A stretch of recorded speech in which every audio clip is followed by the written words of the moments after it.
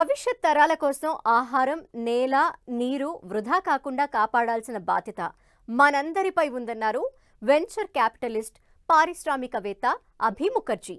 జాతీయ వ్యవసాయ పరిశోధన యాజమాన్య విద్యా సంస్థ నిర్వహించిన గ్లోబల్ బయో ఇండియా 2024 సదస్సులో పాల్గొన్న ఆయన వ్యవసాయంలో బయోటెక్ కీలక పాత్ర పోషిస్తోందని, దాన్ని మరింత అనుసంధానం చేసి అంకురాలను పెద్ద ఎత్తున ప్రోత్సహించాలన్నారు.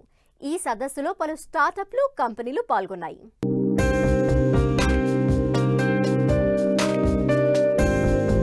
ఆహారం, నీరు, నేల, వాతావరణం, రైతు అనేవి భూమిని సమృద్ధిగా నిలకడగా ఉంచడానికి 5 ప్రధాన అంశాలు.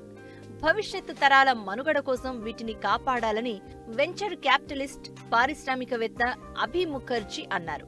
ఇటీవల హైదరాబాద్ రాజేంద్రనగర్లోని వ్యవసాయ పరిశోధన యాజమాన్య విద్యా సంస్థలో నిర్వహించిన గ్లోబల్ బయో ఇండియా 2024 సదస్సులో పాల్గొన్న ఆయన వ్యవసాయంలో వచ్చే నూతన ఆవిష్కరణల్లో ఏఐ సహా ఆధునిక సాంకేతికత కీలక పాత్ర పోషిస్తుంది అన్నారు. దీంతో పాటే బయోటెక్ కీలకం కానుందని సూచించారు.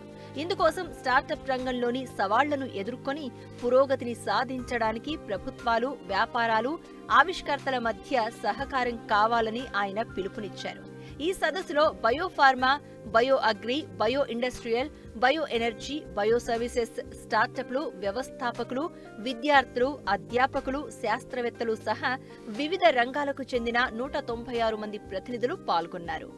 Well, this is fantastic event that has been organized by NARM and AIDEA, and they have been very kind to invite me over here to discuss in terms of what the future state and the current landscape in terms of the agro-innovation economy looks like, and what kind of innovations is going to help us kind of address some of the very critical problems around the food insecurity, as well as the crisis around that we are facing on the soil, the topsoil degradation, and the water crisis that is imminent. So it's kind of a culmination of different things that research management facility like NARM has to start looking into, because that's where the amazing ideas are generated.